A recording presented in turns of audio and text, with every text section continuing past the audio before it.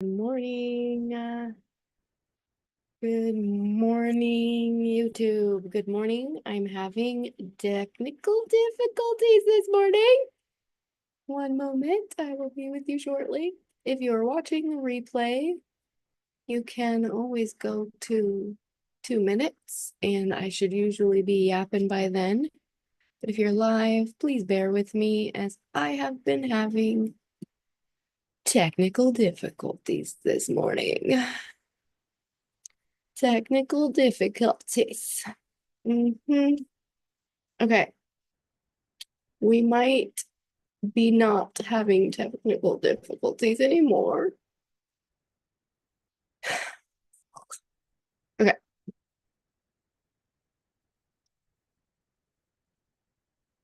okay,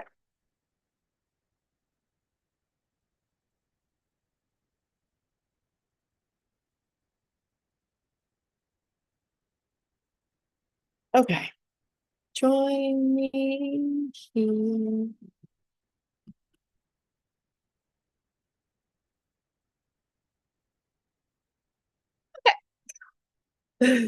We are here. And we gotta press record and then we'll be going.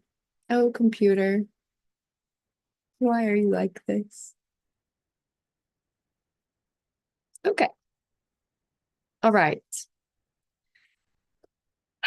Good morning, everyone. Welcome to Rise and Shine with Morning Moon. My name is Coach Lacey, and today we are talking about difficult people.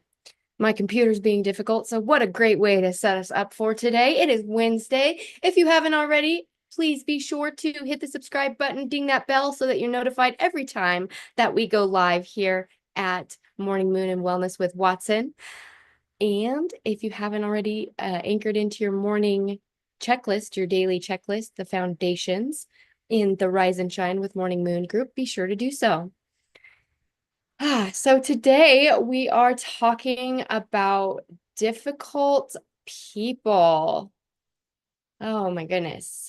And, I am aware of the fact that I am sometimes difficult people, but I have a gift of dealing with difficult people. And for some reason, I am often in places with difficult people. And by difficult people, we're going to talk about it. We're going to talk about what that even means. But the type of person, the nitpicky type, a like out the window type A, like nitpicky, in your stuff, difficult people, like people that just get under your skin. Not, or maybe they're not even a type A, maybe they're the complete opposite. Maybe they're that person that tests your patience completely. That the person that like talks too much or is disrespectful, or the person that complains constantly.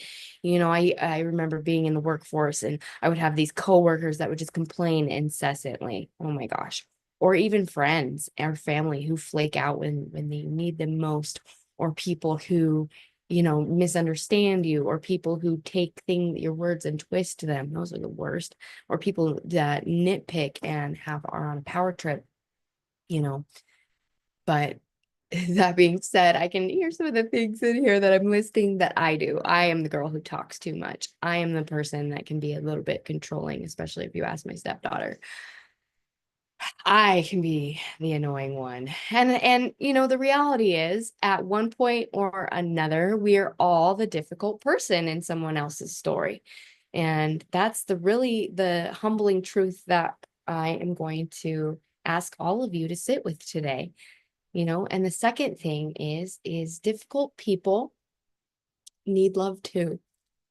Difficult people need love too. And sometimes when we are in close proximity to people, like when you're living with people or you're working together or you're building life together, you go to church together, you see each other every day, it becomes much easier to fixate on what is irritating about them because you're exposed to them all the time. It's just how closeness works, proximity magnifies imperfection.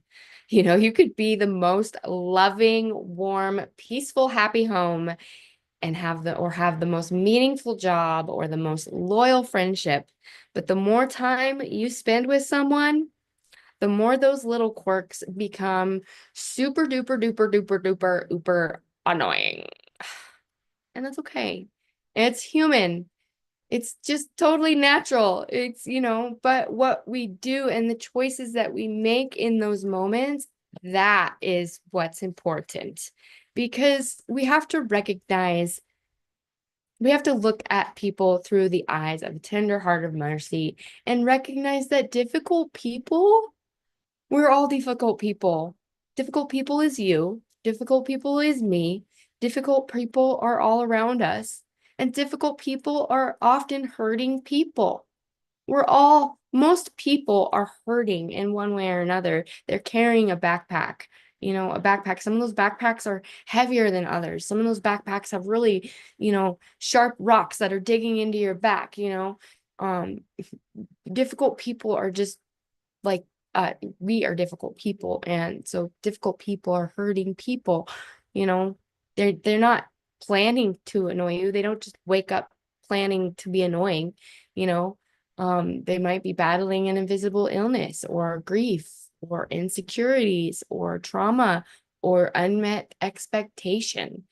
And instead of being annoyed with people, because I find myself getting in spaces of being annoyed with people. And then once I am no longer exposed to those people every day, I'm sad because I miss those people.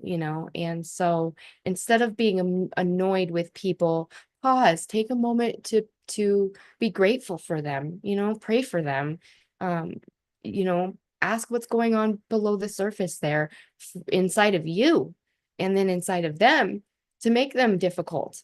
It's not always it's never a one-way street, and it's not always straightforward. So recognize that you are difficult people, and difficult people are hurting people. And we don't just base love is a verb. It's not a feeling. It's a choice. It's an active decision we make every day. And when you have people in your life, especially when they're in close proximity, you know you love them, and it's not like vibes or loving people because they have mutual hobbies or like getting along all the time. It's or not fighting. Even all the best couples fight. My husband and I have some passionate fights, but you know what, we also have passionate love. So it's duality. You don't go through life just happy and glittery all the time, but then again, you don't go through life angry all the time. So we have to just be rooted in love and to be patient and to be honest and hold space for people, but also hold our boundaries with people. There's a delicate dance in love, is to hold boundaries and to hold space. You can have your alone time, but you can also make time for other people.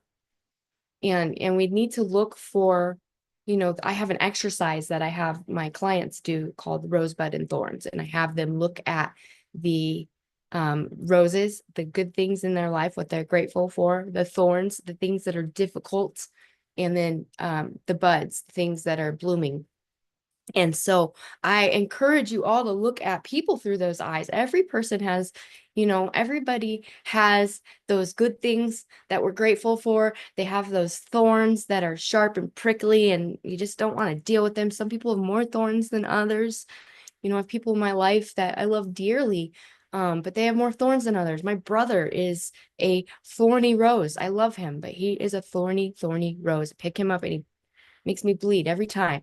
And you just have to appreciate the bloom and appreciate the beauty and have gratitude for what they do bring to the table. No one's perfect. you know um we all have our things. I have my things. You have your things. Some people are hypersensitive. I'm hypersensitive. I'm better now. And some people are free spirited and don't want people to tell them what to do.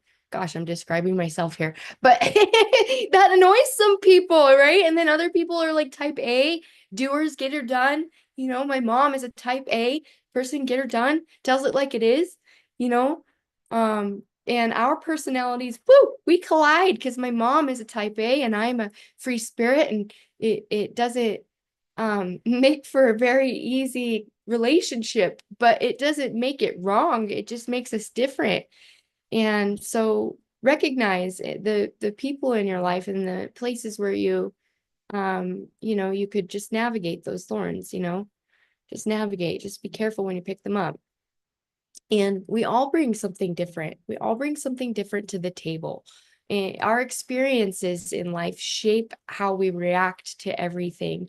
And that shapes our triggers to things, and our capacity to deeply connect and to really reflect and help others through similar situations.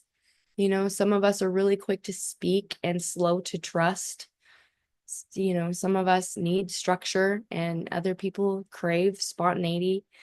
If we could just stop seeing the differences as problems and start seeing them as perspectives to be embraced and reflect upon, and maybe take little bits for ourselves, we can create some space for grace. I mean, like, for example, everybody's different. I gave a great example of my mom and I, and consequently my husband and I'm always late, he's always early, and it makes it that we're right on time. We're generally right on time because he always wants to be early and I'm always late. So it's a balance, it's a fine dance. Find those things that you compliment, and find those things that other people compliment for you, and you know work together. And some people are triggering. Like I mentioned before, my brother, he's a thorny, if you're watching this, I love you. He's a thorny rose, but he's got sharp words, and his mouth is very difficult to deal with. And he triggers people, and he triggers things inside us that haven't healed. And he triggers things inside that haven't healed, and he hasn't healed, from his own stuff. And sometimes because they're not healing, they're spewing their stuff on you, and then we have a negative reaction, and it's bad.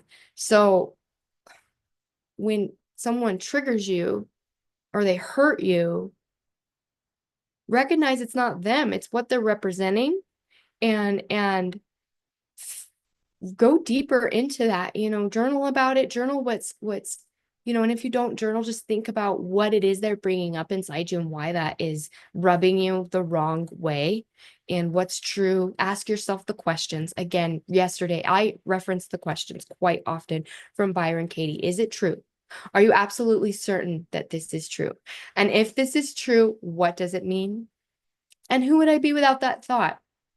The same goes when dealing with people, right? So we don't get to control them, but we get to choose how we show up in the world, and how we respond, and how we react, and how we continue to respond and react. Sometimes we are called to speak up. When there are injustices in the world, we are called to speak, and we should not be silent. That's why I've been so vocal about the topics I've been vocal about, because these are topics that you should never be silent about.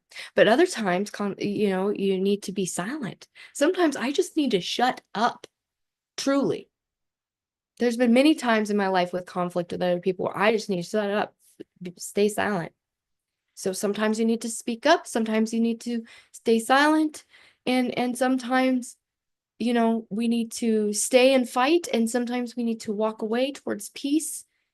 We just have to have discernment enough to choose, and things like the questions, and looking for the rosebuds and thorns, and really thinking in a critical manner about how we deal with people, and a tender heart of mercy, and seeing everyone as though they are 5 years old. It doesn't justify their actions. It doesn't justify, their hurts, but it gives you peace.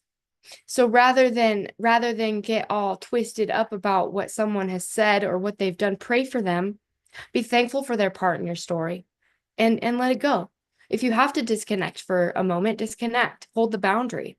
But cutting people off completely, unless they're physically abusing you, or continually verbally abusing, that is just not always the solution. And I'm not saying that you need to tolerate abuse or allow toxic people to stay in your life unchecked. You must check people. There used to be a process of checking people. And what that looks like now, we have to navigate with grace because, it's not the Wild West, but there is a way of checking people. You can check people. There's a higher road, you know. Our culture glorifies cutting people off. I challenge you, instead of canceling people, you are committed to understanding them. Not everyone deserves full access to you, for absolutely, but most people deserve a little more grace than what your ego is willing to give. So reflect on this. Who irritates you and why? Why do they irritate you? What is it about this person that irritates you? Is it something that you are lacking within yourself? Is it something they've pointed out that you may be feeling anxious about? Is it something that they're doing that is truly like not good, like is truly bad, is truly nefarious? We have to have discernment between the nefarious and the non-nefarious. What is evil? And that, my friends, evil is what we stand up against and cut people off for. We cut people off for evil. We don't cut people off for being annoying or being difficult or not doing what we want or whatever, even in situations of, even in situations where you are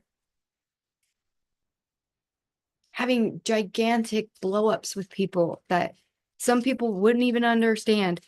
There's a grace in forgiveness, and there is a grace in seeing people for where they truly are and seeing their heart and their humanity. And if you have the ability to do that, God bless you, because it's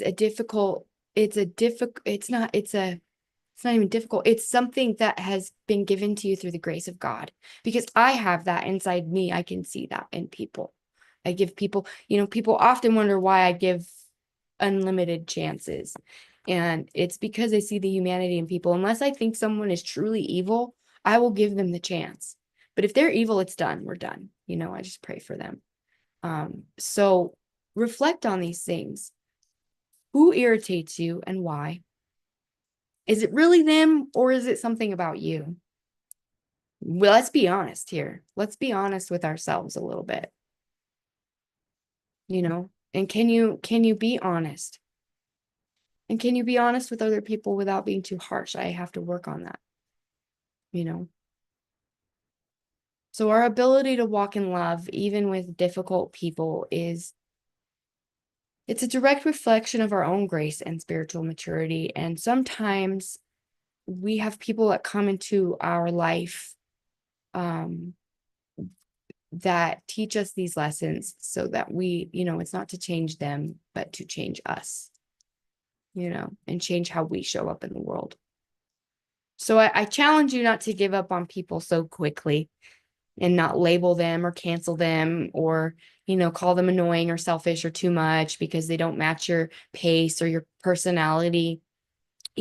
Get curious instead of being critical about people, and anchor in to your foundations so that you can hold things that are difficult with grace. Ask yourself what each of these difficult moments can teach you. What can you learn from these moments? Because how we love, how we show up for, and how we love and how we lean into those hard to love people and moments reveals our character more than anything else. And I want, listen, I'm not up here preaching at you from a pedestal. I have had moments where I have reacted very badly. And I have been very naughty and very unkind and rude and hateful. My mouth is a dumpster fire. And I have been a bitch, for a lack of a better word. And I know what it's like to be at the receiving end though of that. So I know what it is to be the bitch, and know what it is to be the one bitched at. And so, and I know what it is to be given the silent treatment. And I know what it is to be the one receiving the silent treatment or cut off. I know what it feels like to be cut off. But praise be to God, those moments have passed for most of those things. And it's, nothing feels more powerful than being redeemed in grace and having redemption. So as you go about life today, be sure to anchor in to your foundations, and I encourage you to be the person who responds differently, who shows up differently, who shows up fully, who shows peace, who shows up with peace and chooses peace over being petty, you know? And I encourage you to keep showing up for the people that matter, even when it's hard.